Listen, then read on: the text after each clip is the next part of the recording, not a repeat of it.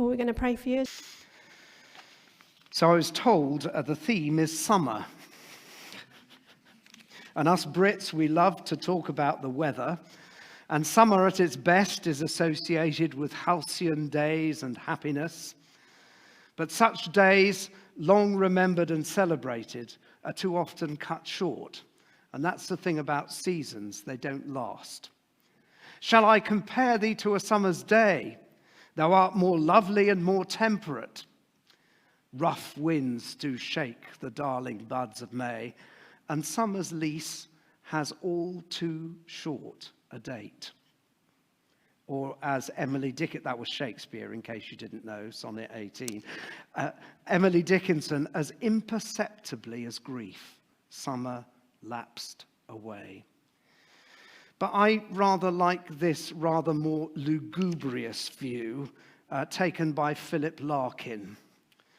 My mother, who hates thunderstorms, holds up each summer's day and shakes it out suspiciously, lest swarms of grape dark clouds are lurking there.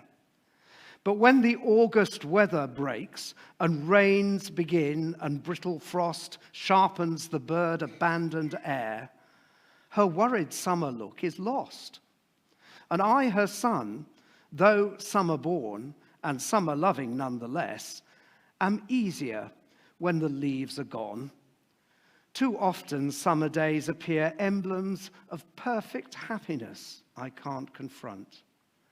I must await a time less bold, less rich, less clear, an autumn more appropriate.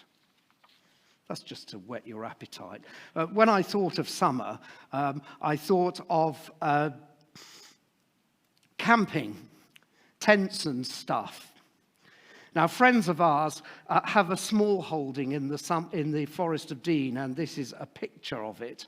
And they have this well-appointed cabin which they let out, equipped with composting loo, gas-powered shower, an outdoor kitchen, and a log-burning hot tub. I have to say I was never that keen on camping, and I'm happy to say my camping days are over. Truthfully, even in those days, I preferred a caravan rather than a tent. But I quite like the image of glamping. You can move on to the next one if you like. I quite liked the image of glamping, glamour and camping mixed up, a sense of being out in the field, in the countryside, but with all mod cons thrown in. I could probably cope with that. Move on, please. What's this got to do with John chapter 1? Well, funny you should say that. The Word became flesh and made his dwelling among us, made his home amongst us, moved into the neighborhood, the message says. And actually what it literally says is he pitched his tent among us. He pitched his tent. A tent, as we know, is a temporary dwelling. Now, of course, this was probably thinking more of the Bedouin-style tent made of camel hair with a bit of leather and much more robust than the canvas or nylon or whatever it is that people use today. And, of course, the Apostle Paul was a tent maker by trade. And this, when it says he made his dwelling amongst us, it's actually... you can fall asleep just for a second. It's in the third person singular aorist indicative of the verb skenoo, or eskenosen. And the point is, it refers to a particular point in time, rather than an ongoing situation. It refers to the incarnation event, the whole of conception, birth, life, ministry, death, and resurrection of Jesus. That's the event that it refers to. And I want to suggest that the incarnation may not be precisely camping as opposed to glamping, but it's definitely slumming it as far as Jesus is concerned, because he has his rightful place at the right hand of the Father. But he came, and as the old song says, he laid aside his majesty, gave up everything for me. And that's about the incarnation. Now, of course, this word, pitched his tent, literally, some people have tried to make it, translate it, tabernacled. And in the Old Testament Greek version, the tabernacle is described by this word, a temporary, movable structure that represented God's presence among his people in the wilderness. And when God moved on, as notified by the pillar of fire or of cloud, they packed up the tabernacle and moved camp to wherever the glory of God came to rest. It used to amuse me when we lived in Wales that some of the most solid buildings you've ever seen were called tabernacle. Because a tabernacle is a movable structure. And I can understand the nomadic existence. I was a missionary kid sent to boarding school when I was 8, guardians in the Isle of Wight, off to Nigeria every other summer in the holidays until the Nigeria-Biafra war. And ministry itself has a tendency to be somewhat nomadic, which is not always easy on the kids. Ministers don't tend to stay for eternity in the same church in these days. And so I've pastored churches in various guises in Northamptonshire, in Bristol, in Cardiff, in Gosport, in Waterlooville.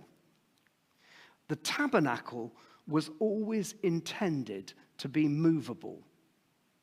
And the monarchy with kings, David, Saul, Solomon, was a concession that God made.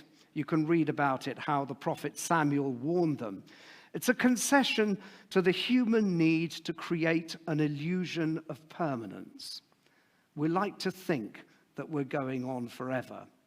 I don't know about you, but looking around you, I think you've probably reached rather the same stage of life where bits seem to creak and groan when you get up in the morning, and parts, if you're not careful, seem to fall off and have to be replaced by prostheses, even if that's only the teeth. Yeah, we won't go there. The writer to the Hebrews says, "For here we do not have an enduring city, but we're looking for the city that is to come."